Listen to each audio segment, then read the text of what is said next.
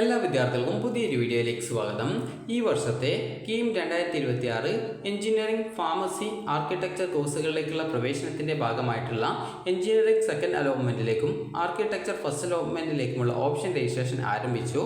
അപ്പോൾ വിദ്യാർത്ഥികൾക്ക് ഇന്ന് മുതൽ ജൂലൈ 16-ാം തീയതി രാത്രി 11:59 വരെയാണ് വിദ്യാർത്ഥികൾക്ക് ഈ ഇതിൽ ഓപ്ഷൻ കൺഫർമേഷൻ ചെയ്യാനും അതുപോലെ പുതുതായിട്ട് വന്നിട്ടുള്ള കോളേജ് കോഴ്സുകൾ കൂട്ടിച്ചേർക്കാനുമുള്ള സൗകര്യമുള്ളത്. അപ്പോൾ വിദ്യാർത്ഥികൾക്ക് നിലവിൽ ഫസ്റ്റ് അലോട്ട്മെൻറ്റ് കിട്ടിയ കോളേജ് സാറ്റിസ്ഫൈഡ് ആയിട്ടുള്ള വിദ്യാർത്ഥികൾ ഓൾറെഡി ഫീസ് അടച്ചിട്ടുണ്ടാവും. അങ്ങനെയുള്ള വിദ്യാർത്ഥികൾ യാതൊരു കാരണവശാലും ഓപ്ഷൻ കൺഫർമേഷൻ നടത്തേണ്ടതില്ല. നിങ്ങൾക്ക് ഈ ഫസ്റ്റ് അലോട്ട്മെൻറ്റ് കിട്ടിയ ആ ഒരു സീറ്റിൽ തന്നെ തുടരാനായിട്ട് നിങ്ങൾ പ്രത്യേകിച്ച് ഒന്നും ചെയ്യേണ്ടതില്ല. നിങ്ങൾ സെക്കൻഡ് അലോട്ട്മെൻറ്റിന് ശേഷം കോളേജിൽ അഡ്മിഷൻ നേടുക മാത്രമേ ചെയ്യേണ്ടതായിട്ടുള്ളൂ.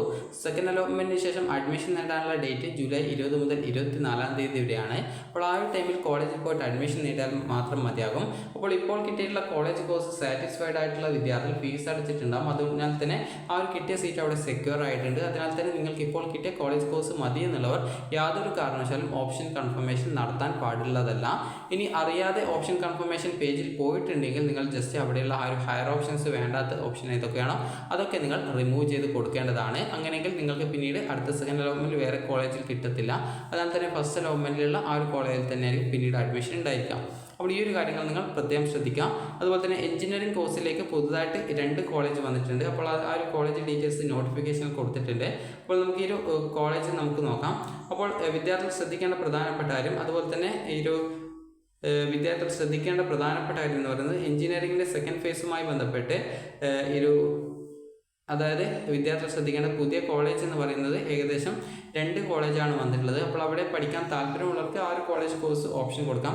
അതുപോലെ 2 കോഴ്സുകളാണ് 2 കോളേജിലുള്ളൂ. അപ്പോൾ നമുക്ക് നോക്കാം. അതായത് എഞ്ചിനീയറിംഗ് കോഴ്സിലേക്കുള്ള 2ാം ഘട്ട അലോട്ട്മെൻറ്റിൽ പുതുതായിട്ട് ഉൾപ്പെടുത്തിയിട്ടുള്ള ചുവടെ ചേർക്കുന്ന കോഴ്സിലേക്കും വിദ്യാർത്ഥികൾക്ക് ഓപ്ഷൻ രജിസ്ട്രേഷൻ ചെയ്യാവുന്നതാണ്. അപ്പോൾ ന്യൂലി ആഡഡ് എഞ്ചിനീയറിംഗ് കോഴ്സസ് എന്ന് കൊടുത്തിട്ടുണ്ട്. അതായത് ഒന്ന് Sreenarayana institute of technology Adoor Pathanamthitta, അവിടെ മെക്കട്രോണിക്സ് കോഴ്സ് 30 സീറ്റ് ഉണ്ട്.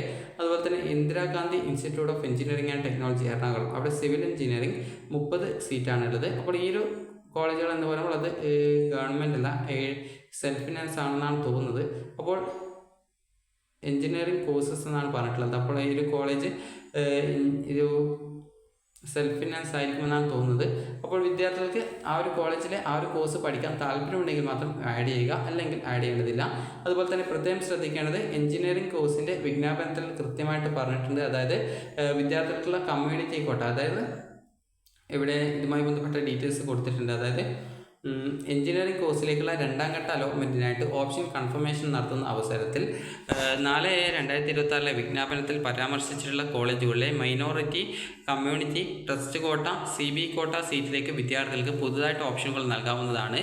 ന്യൂനപക്ഷ, കമ്മ്യൂണിറ്റി, ട്രസ്റ്റ് കോട്ട, CB കോട്ട സീറ്റിലേക്കുള്ള അലോട്ട്മെൻറ്റിനായിട്ട് പരിഗണിക്കുന്നതിന് വിദ്യാർത്ഥികൾ പ്രവേശന പരീക്ഷ കമ്മീഷണർ പ്രസിദ്ധീകരിച്ച കാറ്റഗറി ലിസ്റ്റുകളിൽ ഉൾപ്പെടുകയും ഓപ്ഷനിൽ ലഭ്യമായ ന്യൂനപക്ഷ, കമ്മ്യൂണിറ്റി അല്ലെങ്കിൽ ട്രസ്റ്റ് കോട്ട, CB കോട്ട സീറ്റുകളിൽ ഓപ്ഷൻ രജിസ്ട്രേഷൻ ചെയ്യുകയും വേണം. പ്രവേശന പരീക്ഷ കമ്മീഷണറുടെ വെബ്സൈറ്റിൽ ഓപ്ഷൻ പോർട്ടൽ 13/2026 മുതൽ 16/2026 11:59 വരെ ലഭ്യമാവുന്നതാണ്. 2/2026 വിജ്ഞാപന പ്രകാരം ഓപ്ഷൻ നൽകിയിരുന്നവരും ഈ ഒരു ഘട്ടത്തിൽ മൈനോറിറ്റി, കമ്മ്യൂണിറ്റി, ട്രസ്റ്റ് കോട്ട, CB കോട്ട സീറ്റിലേക്ക് പുതുതായിട്ട് ഓപ്ഷനുകൾ നൽകേണ്ടതാണ്.